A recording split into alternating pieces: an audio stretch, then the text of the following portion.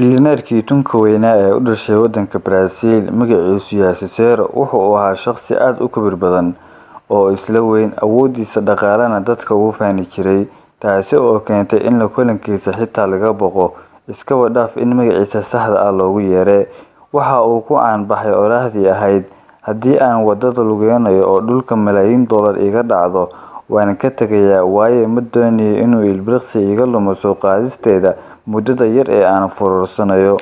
SAYRUUQ wuxuu ahaa milkiile shirkado dhowr xarumood ku leh gudaha waddanka Brazil, kuwaas oo soo saari jiray walxaha ay dadku jecel yihiin sida bunka, sonkorta iyo hilibka, marka laga reebo warshad si gaar ah hubka u samayn jirtay oo laf ahaanteeda dakhli badan ka soo xaroon jiray. Inkasta oo uu SAYRUUQ tabcaday hanti aan innaba caadi ahayn, haddana waxa uu si fudud ku dhumiyay kalsoonidii dadka uu la noolaa.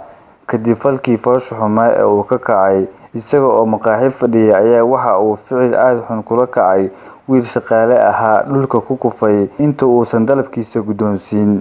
Waxay arrintaasi sababtay in SAYRUUQ uu si daran u caroodo, ilaa uu maamulaha hoteelka ka codsaday in wiilkan shaqada laga ceriyo, balse way ku gacan saareen. Intaas oo kaliya kuma ekaane, waxa uu go'aan ku gaaray in hoteelka uu iibsado si wiilka maskiinka ah shaqada looga ceriyo, wuuna ku guuleystay rabitaankiisa isagoo adeegsanaya awoodiisa dhaqaale.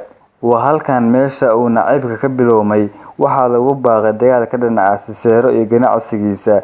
Nasiib darro waa lagu hungoobay.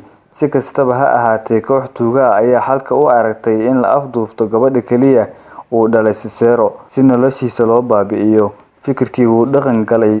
Waxay warbaahintu mar qura tibisay in SAYRUUQ gabadhiisa ay rag burcad ah la baxsadeen oo ayna garanayn meesha ay iminka ku sugan tahay.